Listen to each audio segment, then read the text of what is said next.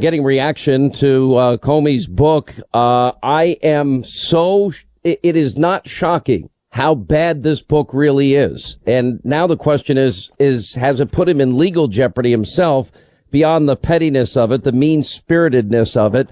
The amazing thing is how little interaction he even had with Trump, and all he did was regurgitate what he had already said, although I think he made a few missteps. Greg Jarrett, Fox News legal analyst, Sara Carter, investigative reporter, Fox News contributor, civil rights and criminal defense attorney David Shona with us. Thank you all. Greg, I know you had a chance to glance at this as well. What are your overall impressions? Yeah, I read the book last night. I had to hand it back, but it's a quick read because it's a bad read. Short, it's poorly written. What struck me is that the publisher must have been begging Comey, give me something. Here's the problem. Comey really never had much interaction with Trump. Yeah, he had dinner one night with him and a couple of private conversations with him. So you could feel, Comey straining to try to inflate those conversations to make them, important or meaningful, and they're not. And the rest of the book is really just a love letter from Comey to himself. I'm, the greatest person in the world. I'm so smart. I'm superior to you. I'm the equivalent of the vicar of Christ.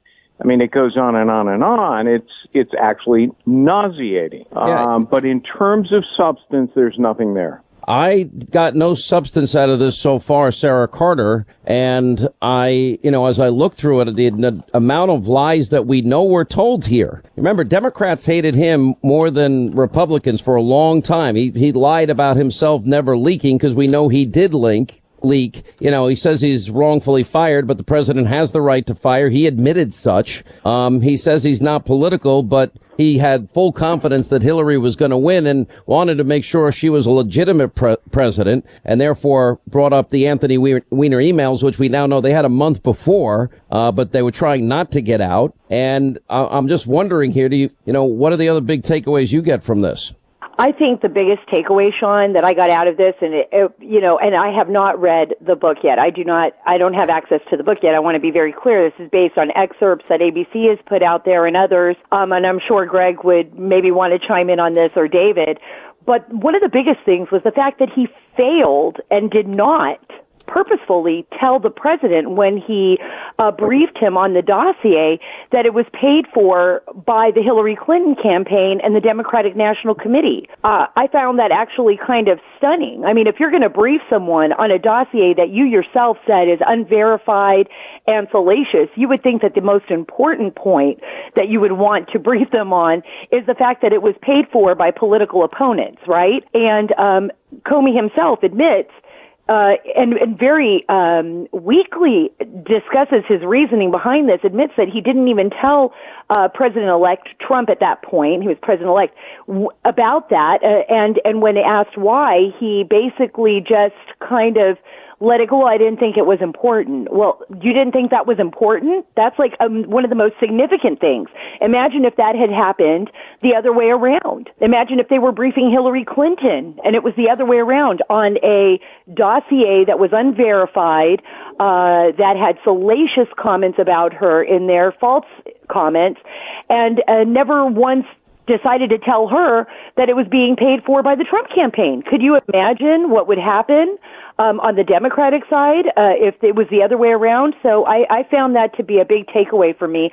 I look forward to reading his book and having more takeaways like that. And also, David Schoen, he only said it was salacious and unverified, didn't tell the president where the information came from, that it was bought and paid for, but the FISA warrant 3 months earlier to spy on an opposition party candidate. Now, the FBI had the FISA laws are clear that they must corroborate and verify what they bring before a FISA judge in a warrant. And similarly, they didn't do that, nor did they follow FBI protocols, and it was the bulk of information used to get that FISA warrant to spy on a Trump campaign associate just before the campaign. 3 months later, he's saying something entirely different to the president. So he either lied, or president-elect.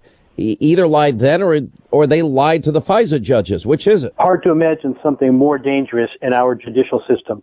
There's a reason there's a heightened standard before the FISA court, and it's obvious to everyone. And I don't know why everyone wouldn't be incredibly troubled by this. I'm afraid, though, with all the talk about the book, By the way, I didn't read it. I can't get past the self-aggrandizing title, Higher Loyalty. It's not for me, but might read it for the same reasons I read some other junk. But I'm afraid people are going to forget about the very troubling conflict between the stories told by Mr. Comey and Mr. McCabe. That was front and center for a bit, and I'm afraid the book tour, people trying to raise the $850 for the tickets to see Mr. Comey and his tour, are going to sidetrack things from the real issues. That's why I'm glad Sarah, by the way, brought it back now to what the real issues are in this, as you always do, Mr. Hannity. Let me go to Greg. Do you see any legal jeopardy as Comey now goes forward in all of this? Oh, I absolutely do. He violated in my judgment, the abuse of power statute in, filing the FISA warrant. Also, that's perjury. He stole government documents, including classified information, which is a violation of the law. And he may have obstructed justice. It appears to me he did in clearing Hillary Clinton. So, things are going to end badly for James Comey. And I hope he makes a load of money off his book and his tour, because he's going to need it for his criminal defense. What do you make of the absolute, the pettiness of this? Chris Wallace had a comment. He couldn't believe the bitchiness in it all. His words, not mine. But I mean, Comey talking about the size of the president's hands and speculating if he uses a tanning bed. And I mean, it was silly. It was, as I read it, it was everything I could do not to vomit in the barf bag next to me. It was so over the top. I don't actually think he wrote this book. I think they must have hired, some novelist to try to, trump it up, because it's totally inflated. The fact of the matter is, he had very little contact and interaction with the president, and so the fact that he tried to, the P tape and the Sammy the Bull reference. I mean, these were all things that were conjured out of thin air by somebody else to make it. But here's a question, and let me throw this. But he still to this day doesn't know whether or not the allegations in the dossier are true. He says that in the interview.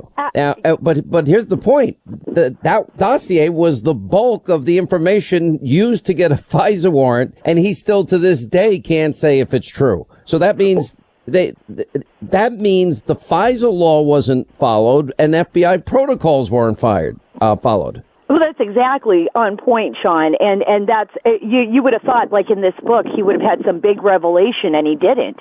In fact, it just reaffirms the fact that nothing has changed here, that this was based on falsified information. And by the way, comparing him to the President of the United States, to a mob boss that has done killings is incredible. Now, if you're going to talk about comparing situations to organized crime, just go back to that Louis Freeh, the hearing in 1997, where Louis Freeh was talking about how difficult it was for both the FBI and for Congress to get anybody to talk about the Clintons. I mean, they had, at that point in time, by the time Louis Freeh was questioning them on illegal foreign campaign finance from China, which they knew the Democratic National Committee had moved some money in from the Chinese for the campaign, over 65 people had either fled the country or pled the fifth. They weren't even going to answer any questions. And then he compared that to organized crime, during the hearing. That's a real reason. I mean, he's trying to compare a president of the United States with a crime boss, saying that this is how he acts. No, this is completely false on its nature. He has no facts. It's just his own feelings, and that's how he feels. And apparently he felt very hurt by the fact that he was fired, but the president had all the authority to fire him. And let's remember, that's the whole thing. The Democrats didn't want him. Got to take a break. We'll come back. More with David Schoen, Sara Carter, Greg Jarrett. 800-941-SEAN is our number. And as we continue with attorney David Schoen is with us, Greg Jarrett is with us, Sara Carter is with us. The president today, David, gave a full pardon to Scooter Libby. Now, what's interesting about this is, well, that was the last big special prosecutor we have. And that was, quote, obstruction of justice because they couldn't get him on the underlying crime. And as it related to the Valerie Plame case, what's so interesting is Patrick Fitzgerald, who was the special counsel there, prosecutor there, he, if you remember, on day one, found out who had leaked information about Valerie Plame, and it ended up being Richard Armitage. But he kept going, and look where we ended up there. He was a good man, and his life was ruined. I don't know that the president needed this, the pushback he's going to get from this right now with everything else that's going on. But I want to just get back to one other point you made. You said earlier, Mr. Hannity, that Mr. Comey still doesn't know about the veracity of the warrants, the warrant application and all that. Birds of a feather. This is a pattern with all of these folks. You've talked before about Andrew Weissman. I couldn't begin to tell you the number of warrants for surveillance and searches and seizures that afterwards turned out to be based on completely false information on people who were known liars and represented as otherwise to the court. This is a pattern, a long-standing pattern. And as for the point that Mr. Comey ought to be careful, he's going to be prosecuted, the question is, who's going to prosecute? The Justice Department right now seems missing in action. Hopefully Michael Horowitz is hard at work. But who's going to bring the prosecutions? Everything seems one-sided now. Yeah, well, it certainly seems one-sided because all the issues we bring, we can't even get the materials. And, Sarah, that's the whole point. I mean, you have Bob Goodlatte, House Judiciary. He's requesting 1.2 million documents. We're still waiting for the Inspector General report on the Hillary email server scandal. It's like, how long does all of this take when he's got 500 people working for him? Yeah, it's enormously frustrating, and especially for members of Congress and their investigators who are continually trying to get this information and having to battle every single day the exhaustion of having to battle the DOJ and the FBI in order to get these documents. Judicial Watch is doing the same. They've requested these documents over and over again, particularly the text messages and communications of former Deputy Director Andrew McCabe, who's now facing possible indictment and criminal charges for lying 4 times and under oath. Then you go back and look at everything that happened during the Hillary Clinton investigation and how there was enormous double standards in that investigation, and they're investigating that as well. So this is why it's taking so much time, because people are fighting tooth and nail inside the FBI and inside the DOJ not to give up these documents.